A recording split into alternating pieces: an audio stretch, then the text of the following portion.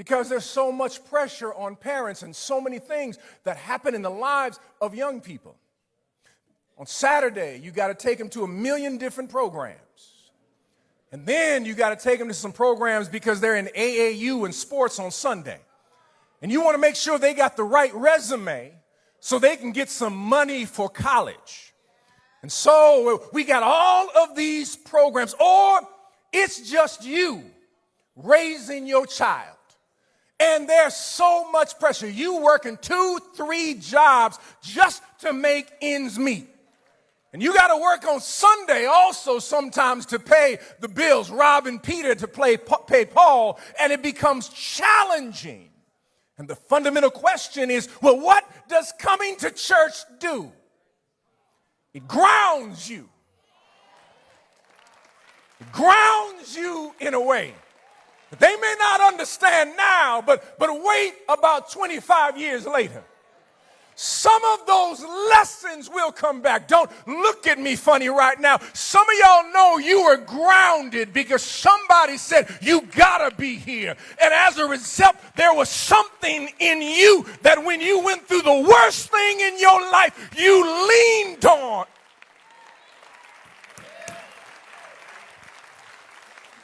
Grounds you.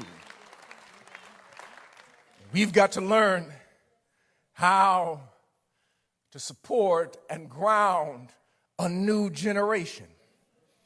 And I know there are some here today that you are thankful that people dragged you in. You didn't want to go then, but when you look back over your life, you are glad that somebody dragged you into the place. Do I have a witness in here? That somebody forced you to go, didn't give you a choice to go. That said, we're going to sit down here, you're going to be quiet, you're going to listen. You learned a few songs.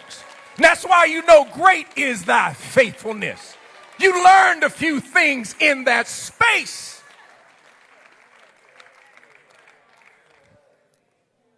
And I say this day that young people are a threat to the system. And I'm glad that they're a threat, because they will change the system. They will transform the system. I don't know what happened to Eutychus afterwards, but in my sanctified imagination, I believe Eutychus became the leader of the church at Troas. He said, I forced my way. I had to sit in a window. And the preacher talked too long, I fell out the window. My mama said I was dead, but here's the good news. He stopped his sermon and came down to see about me. And I don't know what he said into his ear, but it's maybe just like Elisha and Elijah. He had to whisper some good news in his spirit. And as a result of that word in his spirit, it allowed his heart to start beating once again. And I don't know if I have a witness in here that every once in a while when your heart stops, if you get the right word in you, it'll start beating again with joy. It'll start beating again with thankfulness. It'll start beating again with a shout. Is there anyone in here? Can you give God praise that somebody dragged you to church and somebody decided to see about you?